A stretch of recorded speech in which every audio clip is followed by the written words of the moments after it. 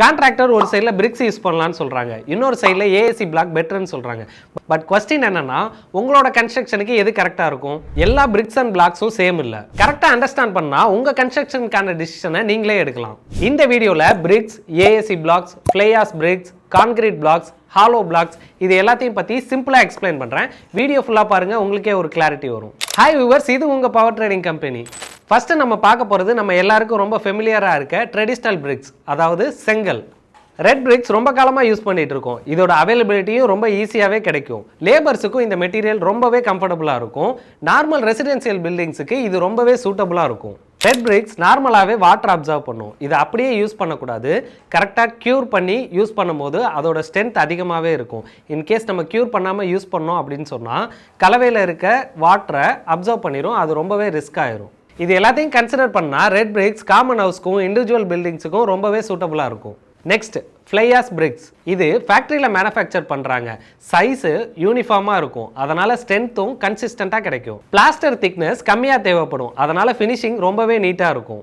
ஆனால் ஃப்ளையாஸ் பிரிக்ஸை கரெக்டாக க்யூர் பண்ணாட்டி நம்ம எக்ஸ்பெக்ட் பண்ண ஸ்ட்ரென்த்தை அச்சீவ் பண்ண முடியாது. அண்ட் எல்லா ஏரியாலையும் அவைலபிலிட்டி சேமாக இருக்காது. ஓவராலாக பார்த்தோம்னா பட்ஜெட்டும் குவாலிட்டியும் பேலன்ஸ்டாக வேணும்னா ஃப்ளையாஸ் பிரிக்ஸ் ஒரு ப்ராக்டிக்கலான ஆப்ஷனாக இருக்கும்.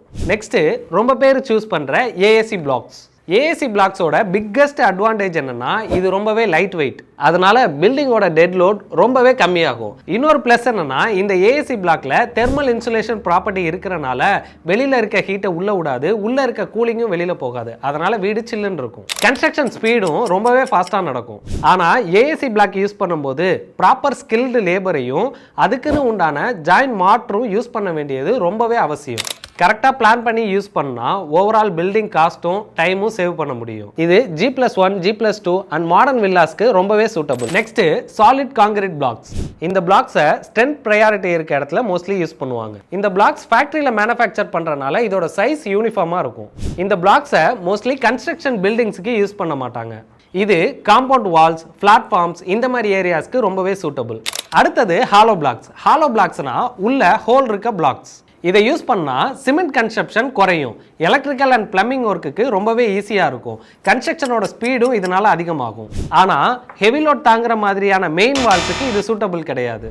ஷெட் ஒர்க், பார்ட்டிஷன் வால்ஸ் இந்த மாதிரி ஒர்க்குக்கு இந்த பிளாக்ஸ் ரொம்பவே பெஸ்ட் சாய்ஸாக இருக்கும். அடுத்தது interlocking blocks. Speed of construction பற்றி பேசும்போது தவிர்க்க முடியாத ஒன்று தான் இந்த இன்டர்லாக்கிங் பிளாக்ஸ். இந்த பிளாக்ஸில் மாட்டரோட யூசேஜும் ரொம்பவே கம்மி, லேபரோட காஸ்ட்டும் சேவ் பண்ணலாம், ஸ்பீட் ஆஃப் கன்ஸ்ட்ரக்ஷனும் ரொம்ப ஃபாஸ்ட்டாக நடக்கும்.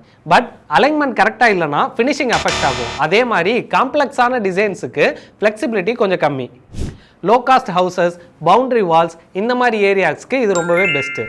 அடுத்தது சிஎல்சி பிளாக்ஸ், அதாவது செல்லுலார் லைட் வெயிட் கான்கிரீட். இது லைட் வெயிட் பிளாக் கேட்டகரியில் வரும். சவுண்ட் இன்சுலேஷன் நல்லா இருக்கும், அதனால பார்ட்டிஷன் வால்ஸுக்கு யூஸ் பண்ண பெஸ்ட் மெட்டீரியல் இது. ஈஸியாக சொல்லணும்னா லைட் வெயிட் தான் உங்கள் ப்ரையாரிட்டியாக இருந்தால் ஏஎஸ்சி பிளாக் ஒரு பெஸ்ட் ஆப்ஷன்.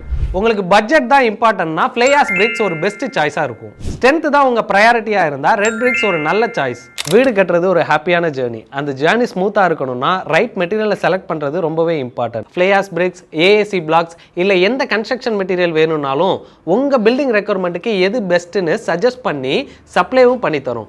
நீங்க உங்களோட கன்ஸ்ட்ரக்ஷன்ல என்ன மாதிரி பிரிக்ஸ் யூஸ் பண்றீங்கன்றத கமெண்ட்ல சொல்லிட்டு இந்த வீடியோவை வீடு கட்டிட்டு இருக்க உங்க ஃப்ரெண்ட்ஸ் அண்ட் ஃபேமிலிக்கு ஷேர் பண்ணுங்க.